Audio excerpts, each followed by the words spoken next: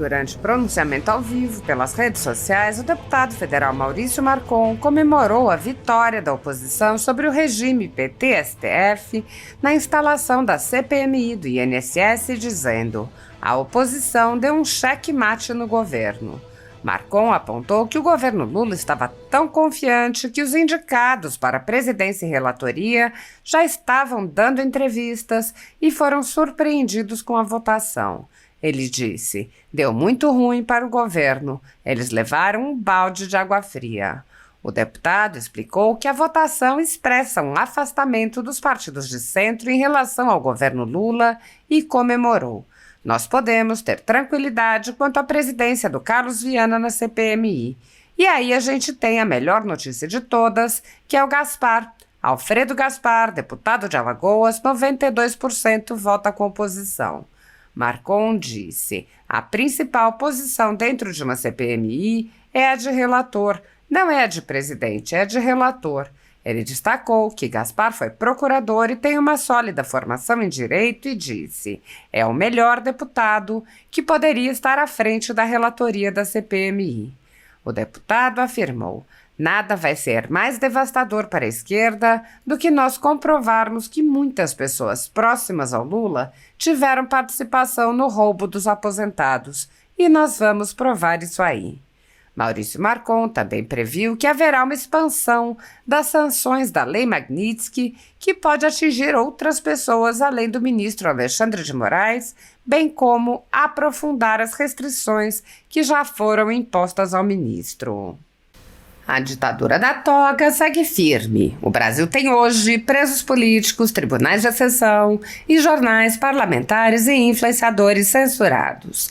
Em um inquérito administrativo no Tribunal Superior Eleitoral, o ministro Luiz Felipe Salomão, ex-corregedor do TSE, mandou confiscar a renda de sites e canais conservadores, como a Folha Política, com o aplauso e o respaldo dos ministros Luiz Roberto Barroso, Alexandre de Moraes e Edson Fachin. Todos os rendimentos de mais de 20 meses de trabalho do jornal estão sendo retidos sem justificativa jurídica. Anteriormente, a Folha Política teve sua sede invadida e todos os seus equipamentos apreendidos a mando do ministro Alexandre de Moraes. Mesmo assim, a equipe continuou trabalhando como sempre, de domingo a domingo, dia ou noite, para trazer informação sobre os três poderes e romper a espiral do silêncio imposta pela velha imprensa, levando informação de qualidade para todos os cidadãos e defendendo os valores, as pessoas e os fatos excluídos pelo mainstream, como o conservadorismo e as propostas de cidadãos e políticos de direita. Se você apoia o trabalho da Folha Política e pode ajudar a manter sua estrutura, cumprir seus compromissos financeiros e pagar seus colaboradores, doe qualquer valor à empresa Raposo Fernandes por meio do Pix, cujo QR Code está visível na tela, ou por meio do código ajude@folhapolitica.org. Caso não utilize Pix, há a opção de transferência bancária para a conta da empresa Raposo Fernandes, disponível na descrição deste vídeo e no comentário fixado no topo. Há mais de 10 anos, a Folha Política vem mostrando fatos da política brasileira, cobrindo eventos dos três poderes e dando voz a pessoas que o cartel midiático do país não quer mostrar. Pix ajude@folhapolitica.org. Assista. Nós estamos aqui, neste encontro com o Marcon e família, esperando boas notícias, né? Vocês mandam perguntas sobre vitórias que nós precisávamos ter, e esta semana, modéstia à parte, a oposição deu um checkmate no governo, quando o governo dava inclusive entrevistas. Omar Aziz, que seria o presidente da CPMI, e Ricardo Aires, que foi o indicado do Hugo Mota para ser o relator, ambos deram entrevistas, né? Inclusive Ricardo Aires dava entrevista meia hora antes, fora ali da CPMI, como já relator, né, desta comissão parlamentar mista de inquérito. Mas deu ruim para o governo, vocês viram aí, né? Deu muito ruim para o governo. Eles levaram um balde de água fria. Quando saiu o resultado, a gente só via os dois assim desamparados, a petezada toda nervosa, com o que iriam fazer. Mas vou contar para vocês como isso foi possível, tá bom? Bom, lá na CPMI a gente tem um total de votos de 32 titulares e 32 suplentes. Quem me acompanha aqui há mais tempo, e quem não acreditar pode voltar aí os encontros com o Marcon e vocês vão ver que eu por diversas vezes falei que União Brasil e o PP, que agora formam uma federação, União Progressista, abandonariam o governo e que seria muito provável que estes pudessem dar um golpe na CPMI. Falei ou não falei, amor? Falei, né? Mesmo quando ela não está prestando atenção, ela sabe que eu falei. Né? Porque eu falei tantas vezes que ela... Coloca a boca cheia. Ah, bom. É na hora de comer, né? Já jantou agora, meu Deus do céu. Mas enfim. Eu tô tomando leite. Tá bom.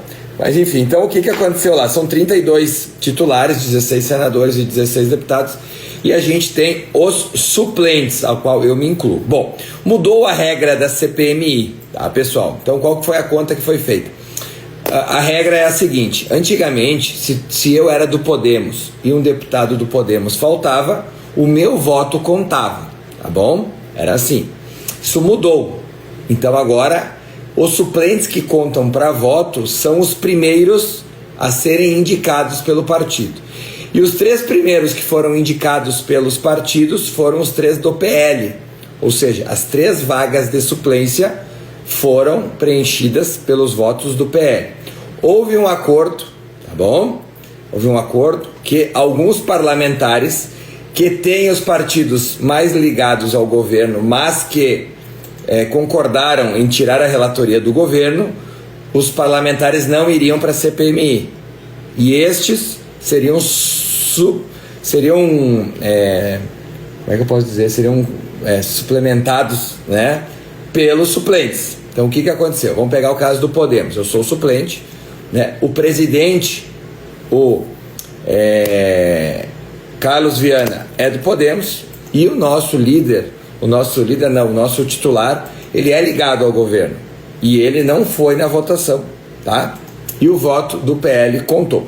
Tudo foi parte de um acordo costurado em silêncio, tá? A muitas mãos, na noite que antecedeu a votação da CPMI.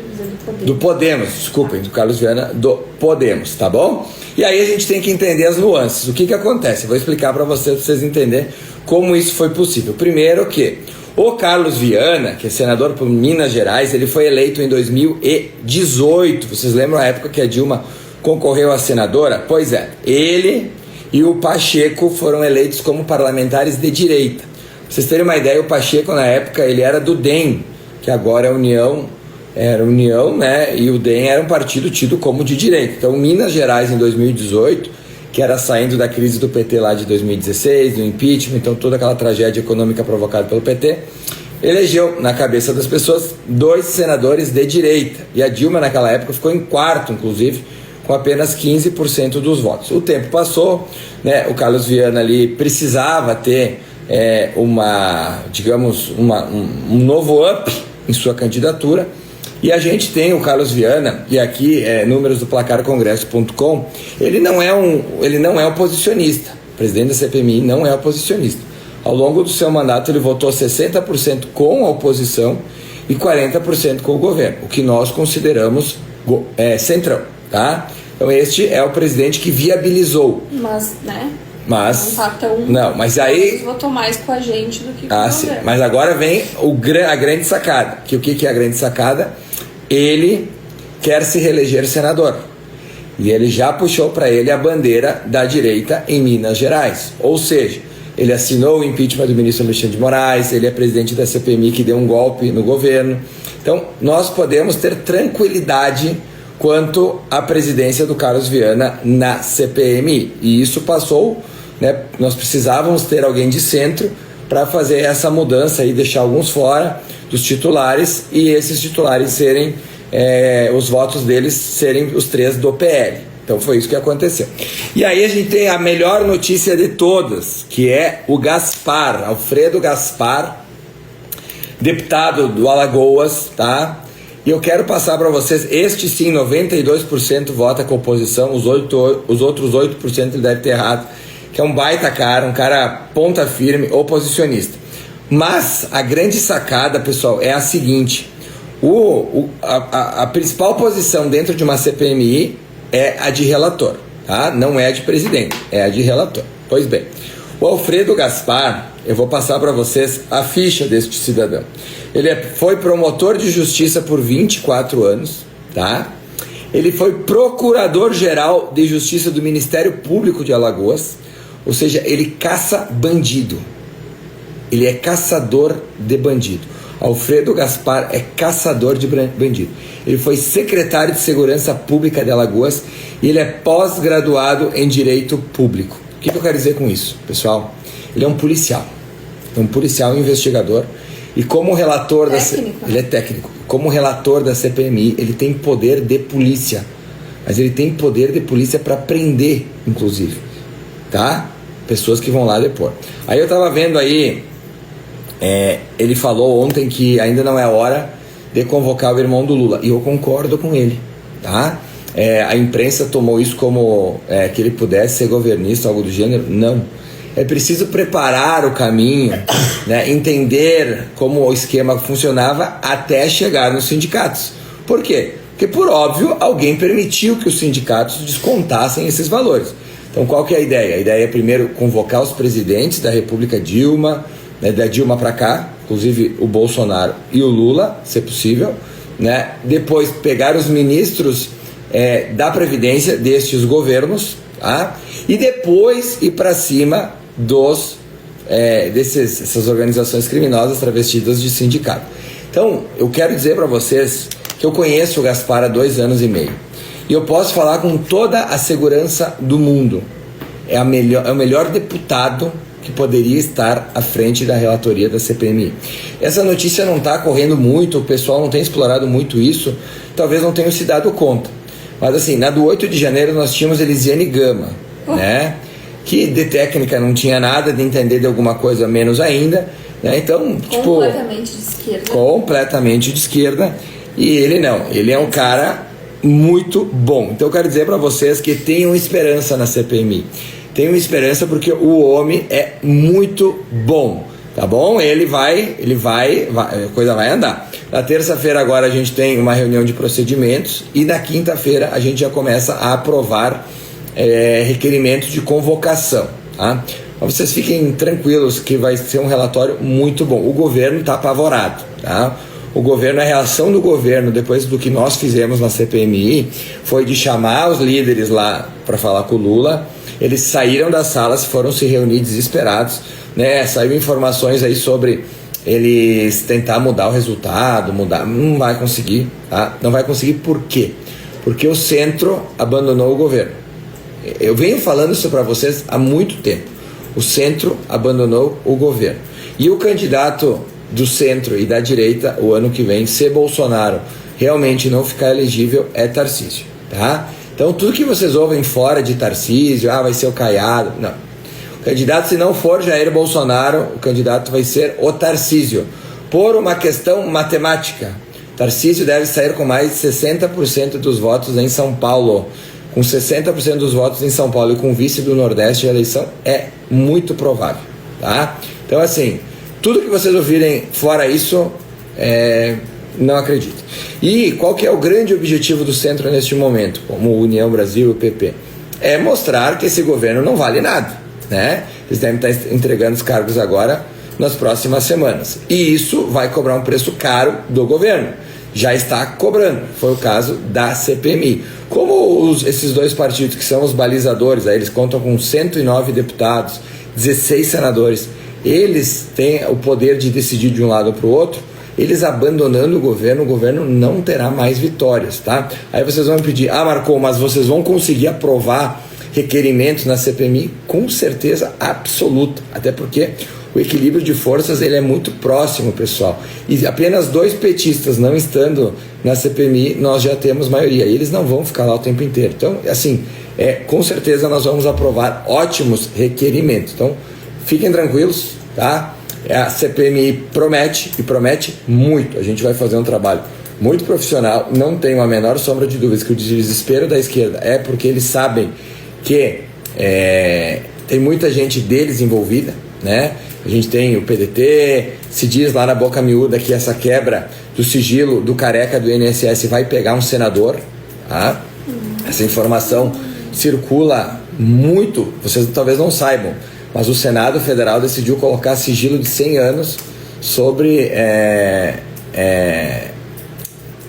as contas, enfim, deste careca do INSS, o que deve ser quebrado, tá? Foi colocado por óbvio que tem senador envolvido e a gente vai descobrir. Então, esperem para as próximas semanas grandes novidades na CPMI, porque realmente promete, tá bom? Tem alguma pergunta aí sobre CPMI que tu leu, assim, muito importante de se fazer, ou fui muito claro aqui? Não, foi claro. Então tá. Eu tava falando aqui, tipo, que esses tanto o presidente ali quanto o relator não são tão confiáveis assim. Não. Um deles já falou mal do Bolsonaro e tal. Mas daí foi que eu falei aqui, eu respondi a pessoa, né? Eu disse que é muito melhor do que o que seria, e na política o perfeito não existe, né? Pessoal, eu vou dizer uma coisa pra vocês. A gente tem que lidar com o que a gente tem, com as possibilidades que a gente consegue. Foi uma grande vitória, né? Eu vou dizer uma coisa pra vocês que eu falo pra pouquíssimas pessoas. Eu boto a minha mão no fogo pelo relator. Eu conheço o Alfredo Gaspar.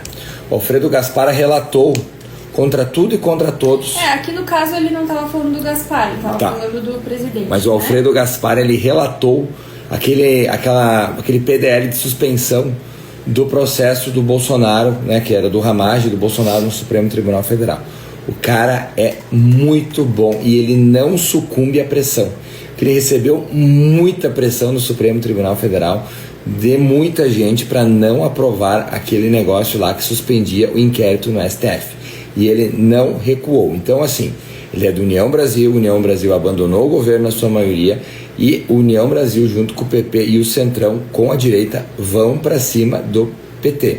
Porque este escândalo do INSS envolve diretamente quadros ligados ao Partido dos Trabalhadores e à esquerda brasileira. E nada vai ser mais devastador para a esquerda do que nós comprovarmos que muitas pessoas proximíssimas, né, ao Lula tiveram participação no roubo dos aposentados. E nós vamos provar isso aí. Tá bom? Bom, acho que sobre CPMI é isso. Depois a gente tem nas perguntas. Vamos falar também sobre a operação da Polícia Federal, né, aquela operação que a gente teve contra Jair Bolsonaro, né, divulgando áudios aí, também do pastor Silas Malafaia, que foi tomado seu depoimento, ele chegando no aeroporto, né, foi retirado seu passaporte. Foi descoberto ao longo da semana pelo Cláudio Dantas que o delegado, né, que fez essa operação, ele é ligado ao PT, tá? Foi assessor já de deputado do PT, foi trazido do Acre de volta para participar da operação contra Jair Bolsonaro. Então, assim, pessoal, só que assim, o problema é que eles pegam, aí tipo, o Bolsonaro movimentou 30 milhões de reais. Não tem crime nenhum em movimentar dinheiro, até porque a grande maioria desse dinheiro é oriunda de doações feitas por pessoas como eu, que doei para o presidente Bolsonaro. Só que daí o que acontece? A gente tem, com essas divulgações, os ignorantes, que são uma boa parte considerável do Brasil, inclusive os marginais, né? Eles entendem que o presidente Bolsonaro tem 30 milhões em casa. E hoje, inclusive, houve uma operação, né, de marginais contra a família, né, a mãe dos filhos mais velhos do presidente Bolsonaro, o Eduardo, o Flávio, e os pais dessa mãe, né, ou seja, os avós deles, ficaram aí reféns, lá acho que foi em Resende, no Rio de Janeiro, né? Porque os bandidos entenderam que tinha esse dinheiro escondido na casa deles. E você vê pelas imagens que é uma causa bastante humilde e simples. Então, eles podiam ter sido mortos por essa sem vergonhice que a justiça brasileira faz para perseguir Jair Bolsonaro. A irresponsabilidade. Irresponsabilidade. Só que o foco deles qual que é? O foco deles é querer botar uma pecha no presidente Bolsonaro de corrupto, coisa que todo mundo sabe que ele não é, para tentar equilibrar ele com o Lula, né? Então eles lançam essas mentiras são propagadas, lá no Twitter tinha a hashtag Bolsonaro corrupto e por aí vai, sendo que não tem nada de corrupção nisso daí. Então vocês vejam como é o trabalho da imprensa e do PT aliados à justiça do Alexandre de Moraes, né, que foi feita para perseguir Jair Bolsonaro a todo custo. Só que aí a gente tem, obviamente, né, essa retaliação dos Estados Unidos. Moraes já está sem cartão de crédito, todo mundo já deve estar sabendo, né? Começamos a semana então com o Flávio Dino dando uma decisão completamente sem nexo, que seria mais ou menos obrigando os bancos a não respeitarem a lei Magnitsky, e aí isso traria, como todos sabem, o colapso bancário brasileiro, tá? O colapso bancário brasileiro chegou muito perto de acontecer. Os bancos desabaram, as pessoas começaram a ter medo de deixar seu recurso nos bancos, houve aí uma semi-corrida ao Banco do Brasil, pessoas retirando seus recursos, e eu disse em entrevista na quarta-feira, inclusive lá na Auri Verde, que era para as pessoas terem calma, porque essa notícia eu acreditava que isso não ia acontecer, né? E realmente foi o que aconteceu. Dias depois, acho que na quinta-feira, os bancos mandaram o Alexandre de Moraes e o Dino baixarem a bola, essa expressão aí numa reportagem da Oeste, baixem a bola, porque não há o que fazer, né? Então não vai ser um entendimento patético de Flávio Dino que vai mudar o entendimento dos bancos. Então o Dino, com tudo isso, acabou saindo ainda mais desprestigiado. Por quê? Porque os bancos deixaram muito claro que não vão cumprir a decisão dele, porque por óbvio ela não faz nenhum sentido e ela traria o colapso para o mercado de capitais brasileiro, fuga de investimentos que já está acontecendo inclusive, né? E a gente tem ainda mais insegurança jurídica. Estas sanções deverão ser aumentadas, tá? Elas também, essa semana caiu sobre o Pacheco e o Lewandowski, que ficaram sem o visto, mas sobre o Alexandre de Moraes a gente deve ter aí também ele ficando sem agora. Poder andar de avião, tá? Ele vai ser impedido de andar de avião, vai ser impedido de estar em hotéis também, e tem mais um impedimento que agora me fugiu da cabeça, mas enfim, vai aumentando essas camadas da lei Magnitsky e também para sua esposa. Então a gente tem o julgamento do presidente Bolsonaro marcado para o dia 2 de setembro, já é público e notório, todo mundo sabe que ministros que votarem favoráveis a essa aberração nesse processo serão sancionados com a lei Magnitsky. E a gente tem essa força de um lado dos Estados Unidos, né, com sanções que podem ir se avolumando e ir prejudicando o Brasil, e a gente tem ministros cada vez mais sem noção tomando decisões do tipo do Dino essa semana, que pegou aí um caso de Mariana, que inclusive ele prejudicou famílias que queriam receber indenizações por Mariana, para proteger o seu coleguinha, que é o Alexandre de Moraes. Hoje no Supremo Tribunal Federal, pelo que a gente tem visto, existe um grupo dos radicais, composto por Alexandre de Moraes e Flávio Dino, bem isolado até agora. A gente teve uma sinalização do próprio Zanin, que ele não está com este grupo. Como assim, Marcon? Porque o PT entrou com uma representação no Supremo Tribunal Federal para que tomasse a decisão que o Dino tomou. E o Zanin não tomou esta decisão. Ele simplesmente a engavetou. Ou seja, o Zanin já está tentando tirar o corpo fora. O próprio Barroso, a gente vê aí, ele que foi descoberto aí, um imóvel que ele pagou à vista 22 milhões nos Estados Unidos, também não pode mais ir para os Estados Unidos, está sem o visto, a casa vai ter que ser vendida provavelmente, só que se for vendida não tem como receber o recurso, porque corre-se o risco dele também sofrer uma Magnitsky. Então, também já não, aparentemente já não é do grupo mais radical. E aí a gente tem outros ministros que podem votar contra, mas são mais comedidos nas suas decisões, que é o caso do Fachin, né, que é esquerdista nato, mas busca sempre a discrição. Então a gente tem ali no Supremo Tribunal Federal ministros que querem continuar dobrando a aposta, mas que são totalmente sem noção, porque sabem que essa dobrada de aposta infinitamente vai trazer prejuízos não só para eles, mas para o próprio governo que eles defendem, né? Vocês imaginem uma corrida aos bancos, né? A desvalorização da moeda. Eu trouxe inclusive num vídeo que eu fiz lá de Brasília, tinha acabado de chegar, em 2022 na Rússia, a Rússia sofreu sanções contra o sistema bancário russo, tá? Quando eles invadiram a Ucrânia, eles tiveram sanções dos Estados Unidos.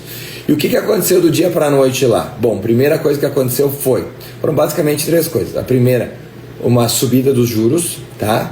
Não, vamos fazer de forma cronológica. Uma corrida aos bancos, porque as pessoas ficaram com medo que o seu dinheiro seria perdido. Em segundo lugar, uma desvalorização da moeda de mais de 30%, ou seja, que nem nós dormir hoje e amanhã acordar com o dólar valendo R$7.